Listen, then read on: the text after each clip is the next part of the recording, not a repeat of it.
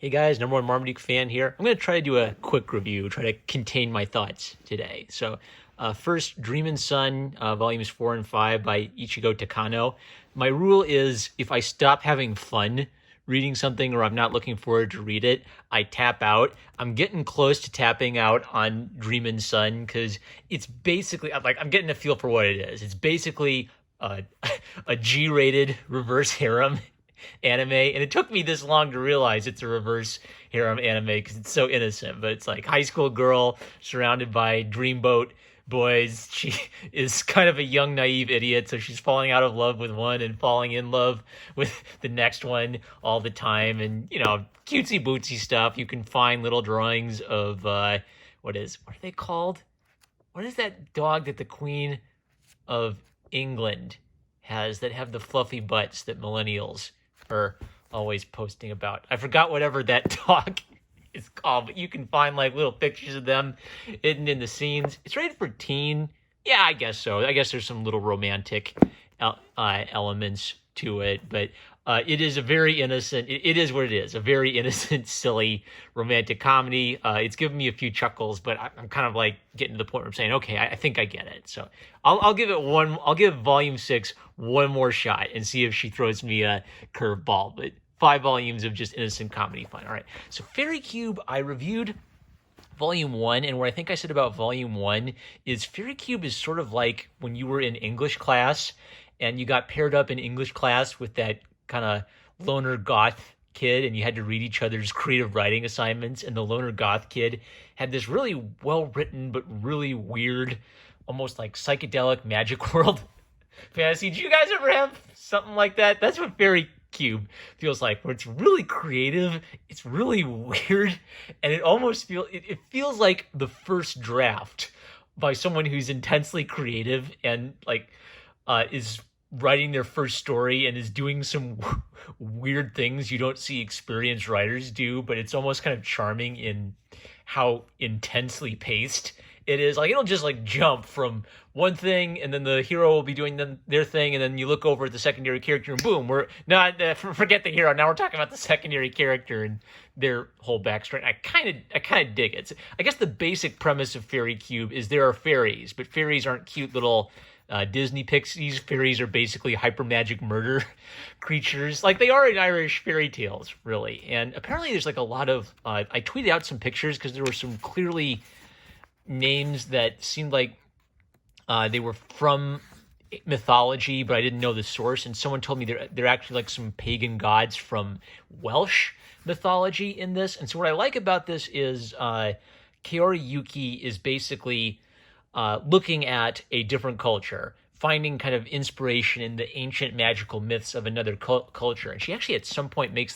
uses Japanese myths as a way of explaining to readers, here in Japan we have, our folkloric characters, but around the world these folkloric characters exist. I really dug that because it's kind of like an artist who has something that's familiar to them in their culture on purpose going to another culture and trying to find something mysterious in that and connecting it with kind of like your view of the world. So it's basically like Welsh or Celtic myth through the eyes of a Japanese writer. And a lot of really bad stuff happens. Like the main character boy has a ghost twin brother he's seen since infancy, and he trusts him, but then the ghost betrays him and drives his father mad, and his father tries to kill him, and then the ghost takes over his body, and then he inhabits the body of an innocent boy who got murdered by fairies, and then he runs and finds his high school girlfriend, and they're trying to stop the evil twin who's inhabiting his body, and then they meet the grandma of the little boy that the good boy is inhabiting, and she figures out that it's not her grandson, and she decides to help them, and she looks back in time to when she was almost seduced by this dashing, handsome fairy who would seduce women and suck the essence out of their souls, and then they rescue his dad who's being beaten up by his crazy evil. It's literally like this pace the whole time. Boom, boom, boom, boom, boom, boom, boom. And then his aunt is a magic girl who seduces men, and she reveals that his mother was a magic girl who seduces men, but she fell in love with his father, so she left before she could kill him, and they have a confrontation, and his girlfriend was abused as a child and traumatized, and she's trying to be strong in the face of all of it, and she gets kidnapped, and she says she's going to use it as an opportunity to infiltrate the bad guy's evil plan to take over the world to replace us all with fairies to stop global warming. I'm not kidding. That's what it's about. I want to show you one page that so this is kind of like the flaw of it. So if reading this you couldn't stand it, then you shouldn't read this. But if you read this and you kind of love it, this is basically the whole thing. Ian, you've changed. What is this, a terrorist attack? No, school day. Go home. Things were fine yesterday. Go away. Ian, Rin, blood, signs of struggle. Ian, there's something here. He's different. His face was always so gentle. Now he's different somehow. That thing is inside him is woken up. This badge. Wow. That's the whole book. It just keeps going and going. Oh, wow, there's a dreamy guy. He says, don't hit women, that's bad. And then they go and they dress. No, the dreamy guy was actually a dreamy girl the whole time with like a boyish face. She tells her, hey, don't go near the garden. Don't go near my mother or I'll kill you. And then she says, oh, well, okay, I guess I'll go do that. And then she goes to the mother, and the mother's 10 years old. What? Wait a second. How's she 10 years old if she's Ian's mother? That doesn't make any sense. Is it because she's a fairy? And then she has a kid who's like a little mischievous fairy who says things opposite. And I thought this was kind of sweet. She took inspiration from her own little boy for the mischievous fairy. So she figures out if she tells the mischievous little boy fairy to do something, he'll do the exact opposite. So she tells him, don't go talk to Ian and give him a message and tell him I hate him, which means I love him. I love him more than anything in the world. Ian, I hate you more than anything in the world.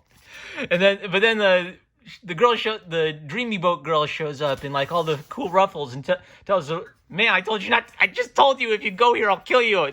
I won't kill you because we need you to get Ian, but man, you're really pushing it, girl. Then he tries to sneak in to undermine the evil fairy plot to destroy the world, and he almost goes insane. He's going to use his fairy to increase his power, and his fairy freaks out because he's only using her for power, and she loved him because he doesn't treat her like a power source. And then the guy shows up, and then just switches over. Okay, now we're going over to this guy. He's kind of like a henchman for the evil fairies. But no, he seems like he's a cool guy. And he's having this epic face-off with the mysterious man who gave Ian the magic cube that started all the adventure in the first place. So it seems like the magic man who seems to be on their side was actually an evil bastard. And the evil bastard working for the bad guys is actually like a noble, decent dude.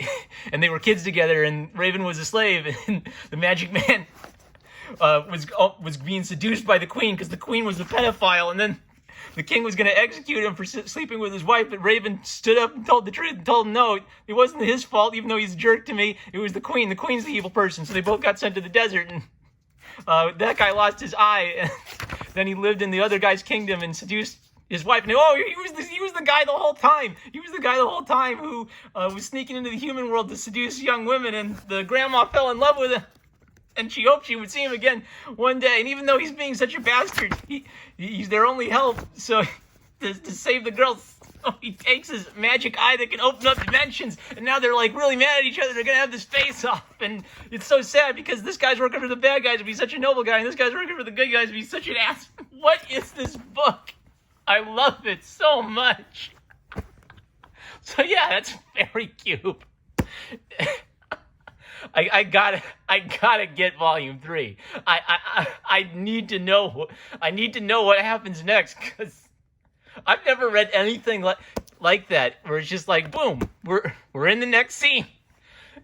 Get ready, because if you thought the last scene was crazy, you can't wait. I guess the moral of the story is Dreamin' Sun was kind of the same thing, volume after volume. And, it's kind of fun in its own way. Cute romantic comedy, and give you a few chuckles. And this, I don't even know what this is. And page to page, things are escalating at such an insane pace. Go check it out. I think you'll dig. It's the most 2000s thing I've ever read. Like, I can just hear the 2000s, whatever the goth music was back then, playing like epic, I don't know, like goth heavy metal in the background of everything. And it's so it's so mysterious and weird. Oh yeah, and the girl is being made the face of the evil organization, even though she's a kidnap victim. Is he gonna save her? It's insane. I love it. Okay, that's it. I'm a Marmaduke fan. Love you guys. Catch you later.